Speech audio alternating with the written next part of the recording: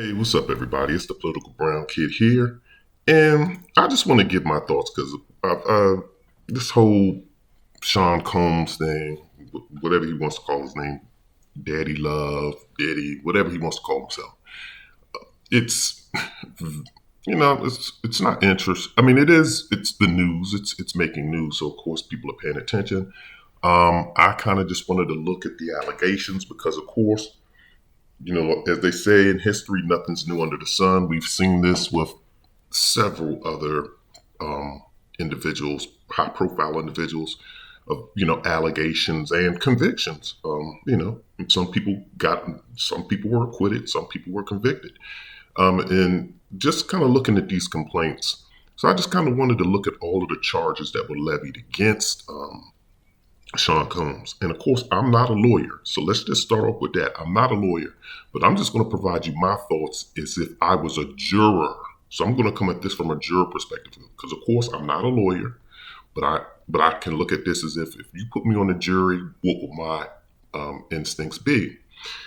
And I'm just going to want to walk through at least the allegations that I looked at. Maybe if there are other charges, I'm going to say this. I may have some things that I missed in what I've been reading. So definitely hold me accountable and put them in the comments.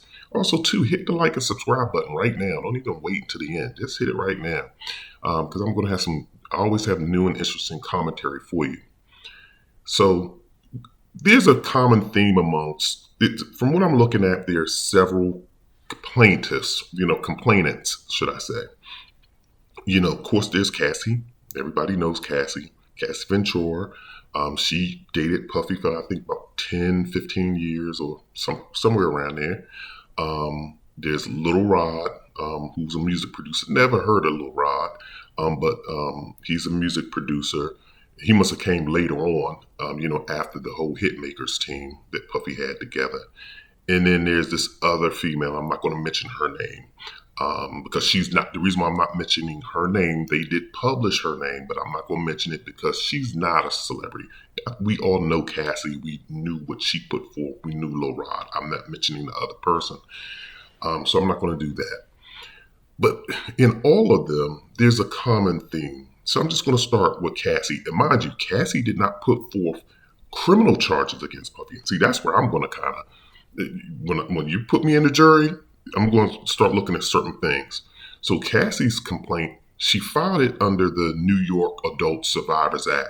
And what was basically happening for individuals that don't know is that I think New York was expiring that law. That law was about to expire. So people had to, if you wanted to file a claim, it was like you got to get your claim in now. If not, then you can't do it. So she put her claim forward. And of course, we all know that her claim was basically that, Sean Combs forced himself on her. I think it was the last time, it was 2018 when they were breaking up. She put forced, a forced penetration. I'm not going to use the R word, but a forced penetration that he did on 2018. But then she was basically saying, as we all know, that, I think one thing was he forced her to carry a firearm. Well, firearms may or may not be illegal. So it depends upon what type of firearm we're talking about. It's just a handgun, assault rifle. I'm pretty sure it probably had to be something that she could conceal in a purse or so forth. So, but we don't know if she's licensed or unlicensed. We don't know. But in any event, to look at that as a charge, how well would that stick? And also, too, remember, she's not filing a charge on that. And she's not filing a charge, period. But let me just say this, too, even before I begin.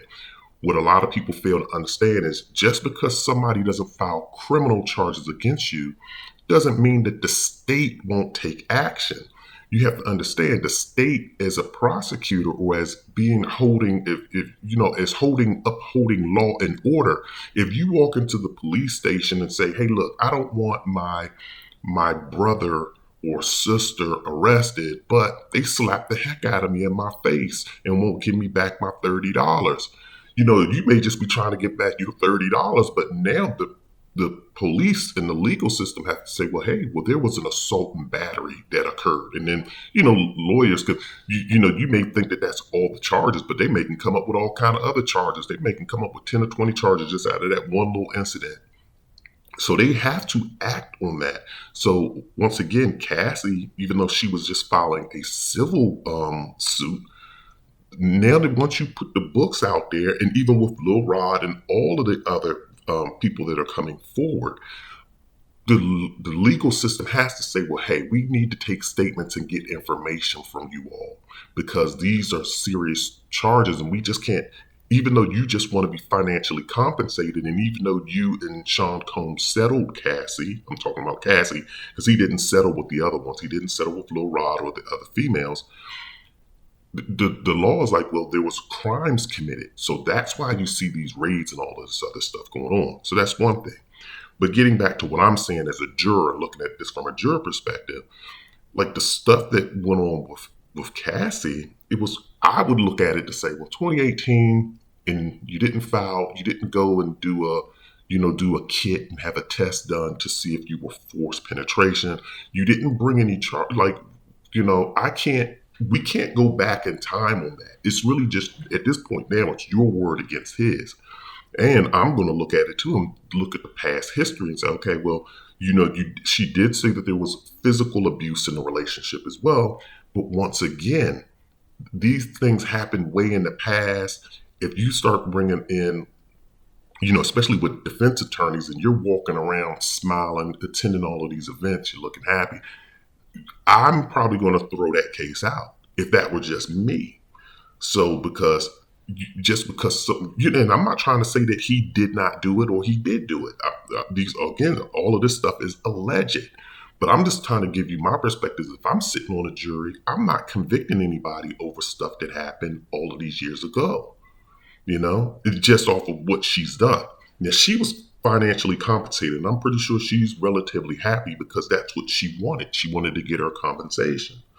Then when you look at moving on to like Lil Rod, what he was basically stating is that, he was forced to engage in acts with some of the workers, the workers that provided that type of service. And I think under Lil Rod's accusations, that's where Curtis Jackson, aka 50 Cent, that's where his baby's mother comes into play, Daphne Joy, because I think Little Rod is basically saying she was one of the workers that provided the service that he was forced to engage in. Now, of course, he was forced to engage with Daphne Joy. Man, maybe if I could be so lucky. But with Daphne, not with the other people. No, but hey, look, I'm having fun with this. But then he also says that there was trafficking, parties that he attended with underage women, and also illegal substances. And then and underneath his complaint, I do believe underneath his complaint, Prince Harry was mentioned as being, I'm going to say complicit. Complicit as in, I see what's going on. I'm not saying anything. That's what I'm using that as a definite. If I'm wrong in using that word in that term, but that's the way I'm meaning it. I see what's going on, but I'm going to look the other way and I'm going to play dumb, or I'm not getting involved.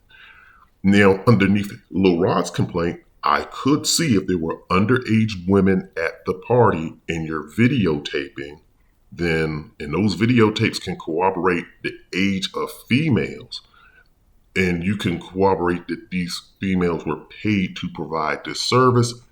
Now, that underneath him, I can see something where I would say, okay, you're trafficking, and it can be pointed back. And then also too, just because there are workers there, we have to establish that, can you link that these workers were brought there on behalf of Sean Combs, or he was the one that brought them there? Because people show up at all times. From what I hear, because they used to have documentaries on HBO.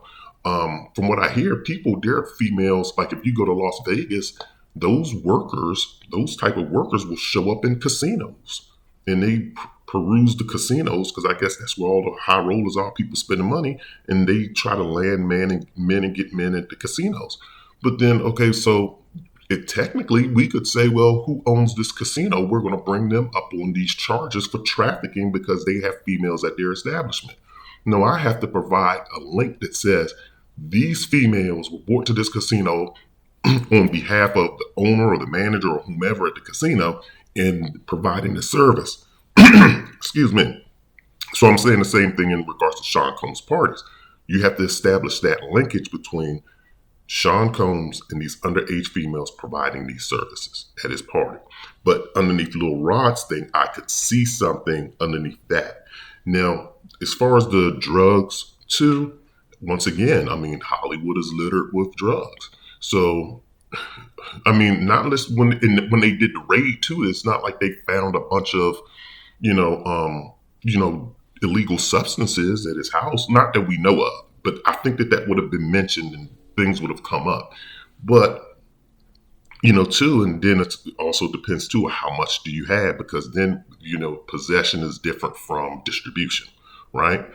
So that's dealing with the Little Rod case. So the only thing I can see coming out of that is the workers if they're underage and you can link them to Sean Combs. And again, too, Cassie says she was filmed. You again, you could look at the tapes now, but just because a person is being, hit on tape or there's physical stuff being done on tape, you got to link this stuff too because you see that in adult content today. That's why I stopped watching adult content because you can't get used to watching stuff like that. People getting spat on and choked and all of this other crazy. We have taken the act of making love and have just turned it into just something that's just totally crazy.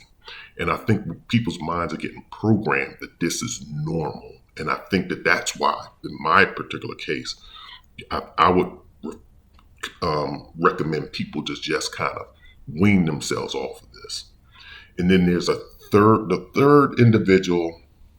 There's actually two other females that the unnamed females that I'm going to mention. I'm going to try to lump them up into two. No, I'm going to do them separately. One says she's 17. She had an encounter and she was forcibly penetrated by him when she was 17. Once again, prove it. That's going to be my thing. Did you go, why are we waiting so long to have, to bring this stuff up? It seems as though these are just money grabs as opposed to doing justice. So once again, how are you going to? You can prove this civilly. It's easier to prove something than criminally. And so if this 17-year-old was trying to provide a civil case, then okay, she may win. I don't know what the standards are, but in a criminal case, I don't know because you didn't do a rape kit. You didn't. Oh, I shouldn't mention that word, but she didn't do that kit. She didn't do the kit. She didn't do. And take legal action at the time. And then you're coming forward now, some years later, because that case, I think, was over 10 years. And even the other one, it's another female. She said she was allegedly drugged and, forcibly penetrated when she was in college. And this was back in 1991. So once again, it's 1991 and 2024. That's what, 33 years. That's a 33-year time span. And, she said that, I guess that she went forward through, she filed a complaint, but she said, I think people backed out off of it because of, his position of power. But again, then that's the failure of the New Jersey, New York legal system. So once again, I don't know. And just because they raided his house, and I think when they raided his house, they found a bunch of guns. Okay. I know a bunch of, you can go on YouTube right now. Let me just say this to people. Everybody's up in arms because they're finding a bunch of guns. I'm not trying to say guns are nothing, but in America, in the American eyes, guns are nothing. What did Obama say? Americans love their guns and their Bibles. They clutch on to their guns and their Bibles. As soon as a Democrat gets elected, what do people do? I know I can speak to people specifically down south. They'll tell you that ammunition ran short I think when Obama got elected because they thought that he was going to ban, they were going to put up laws against weapons and take away their Second Amendment right. You can look on YouTube right now, and there's always some video of people, and they're typically of the other persuasion. They're not of the black persuasion, and they have about 35, 40 guns, and they're just out in some farm. They're shooting watermelons. They're shooting all kind of stuff, and they're doing all kind of tests. And I'm talking about they're shooting all kind of guns. I've even seen. I've never heard of. I think it's called a dragon. I forget what the name of the this type of bullet is. It's a dragon bullet, but you shoot it. I think out of like a 12 gauge, and it actually it's incendiary. So it actually sets something on fire. And these people do this stuff all the time. People have 45, 50 different type of weapons. Remember I forget the guy's name, but he had a dispute with the federal government. It was a white guy. I forget his name. He had a federal dispute because his cattle went on federal land and they were grazing on federal land illegally. The feds came to arrest the guy, and he had his militia literally on roofs with snipers and with assault rifles ready to have an all-out war with the feds. And the feds pretty much turned around and went away. So for him to have, and if you were a man like Sean Combs, you have guns. Everyone has guns. You can walk to probably your neighbor's house right now, depending upon where you live, and there's a gun in the house. I know people with guns in almost every room of their house. I honestly do. I'm not going to mention their name. I honestly know people that have a gun in every room. I literally one time had to have a talk with one person. I'm not going to mention the person's name, but I know the person. I had to have a talk because I had a concern. And it wasn't like I was trying to tell them how to have their house, but I was just like, man, who comes over, because the people that come over to the house, sometimes those people could have kids, and the way they had the guns, they weren't locked up or concealed or kind of locked. So I just kind of put it out there, and then I left it alone.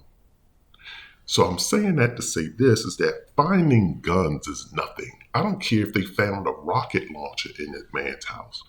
It's legal. If it's legal, he can have it. Yeah, I know some people that have hand grenades, and it's like, how does a citizen have that? So, from what I'm seeing, as far as I don't know if it's a docket. I don't know if you can call it a docket, but in the papers, and what's been filed against him, not unless those videotapes are going to reveal some young women underage that are on these tapes, or not unless you're going to show me something where, where there's that can link somebody's being paid on, and it's at Puffy's behalf, or somebody's being forced to do something and they're on these tapes, then the thing comes into play. But right now, I don't see anything. The only other thing that you could kind of point to as well is, the law of, being filmed without your consent. That's also a big thing too. So I know I'm mentioning that at the end. Yeah, I should have probably mentioned that up front. I'm 18 minutes in and I'm mentioning that now. But that's also a big thing too that you have to kind of take into consideration, because you just can't film people, specifically if they're in compromising positions, if they're nude, that's like, you can't put a camera in your bathroom and just start videotaping people. You can't do that. So if he's doing that and filming people without their consent, then those charges, then you could be found guilty on those charges. And I don't know what the penalty is for that type of stuff, but then, yeah, I would possibly find him guilty on that as well. But those are really the only two things that I really can think of. But we'll see what kind of case they have. I think that they just did the raids to, of course, I think 50's right. I think once you start talking to individuals and you start hearing these stories, and plus they've already heard too the stories from, Keefe D. They've heard, look, they've paying attention to, they paying attention to the whole. This is probably just kind of a launch pad to say these are one of the many things that we know he's probably been involved in. It's kind of like Al Capone's situation. We know Al Capone has been involved in prohibition. We can't get him on prohibition. We're going to get him on tax evasion. So the government could possibly look at it and say, like, we've known this guy has not been on the up and up for a long time, for 10, 20, 30, 40, I don't know how many years. And they probably say, we know he probably had something to do with, whether it's Pac, Tupac Shakur, which I don't think he had anything to do with that. So I think the whole Keefe D thing, it's off the table. Of course, there was there was that dispute between Death Row and Bad Boy. And we knew, for us that are of that generation, the backstory to that. Most of you people that are on the internet, the backstory as well. But you can clearly see in Tupac Shakur's situation that that was really kind of his own doing, engaging in violence against, a known gang member, and then that gang member possibly retaliating. So you really can't say that Puffy paid, but Puffy probably did make that offer probably a year, 2 or 3 or 4 or 5 years prior to, and then it just came to fruition through some other activity. So, I don't think that they can pin that on him. Possibly, maybe if there's rumors about Christopher Wallace, Notorious B.I.G., Big, as we all know him by, but I'm just trying to use, proper names and stuff. But I don't think that there's an involvement there. I really don't. I'm gonna be honest with you. But it's possible. But maybe they're like, we know he had something, but we just don't have the evidence. So let's just get him on this trafficking and all this other stuff. And they may be saying too that, there's a possibility about this Kim Porter thing, this Al B. Shore thing. People even talking about the Heavy D thing, but I think that was just, blood clots in the leg from a long flight. I don't know. But, they're probably just trying to say, we know that he's not a great individual, but let's get him on some of these other charges to get this man off the street. Because trust me, we all grew up with people that were like this. If you grew up in the inner city, you don't even have to be in the inner city. When you grow up in a certain environments, you see the government get, they'll get your friends. Your friend is into some stuff. Because I had some friends and I was like, yeah, they got you. And, you may not have done what they said you did, but you deserve to be locked up. And some other stuff, and you actually got off relatively easy. But this has just been my take on what's going on. Before I wrap this up, because I almost forgot about this mule that they caught, the white guy. You can best believe the government they're not even thinking about him for real. He's just one of those pieces that says, we need you because, we got these charges against you. We caught you. Because I think I heard that they caught some mule coming into an airport. I could be, that's an allegation. That's just something that I heard. I haven't read up on anything about that. So I'm going to put that out there right now. I didn't read up on that mule. I think it was a white male individual. Looks like he's relatively younger. But if that story is true, trust and believe they're not trying to put him under the jail or even in jail. They want him to testify. What do you know? How can you help us get Mr. Sean Combs? And we have a deal right here. We have a deal right here. Get out of jail free card. Matter of fact, we'll give you 2 of them. But we need you to give us Mr. Sean Combs. And that's what they're probably working on with him. So these are just my thoughts on the subject. Let me know what your thoughts are on the subject. Drop your comments in the comment section. Definitely hit the like and subscribe. This is the Political Brown Kid. As Sean Puffy Combs would say, take that. And I'm out of here.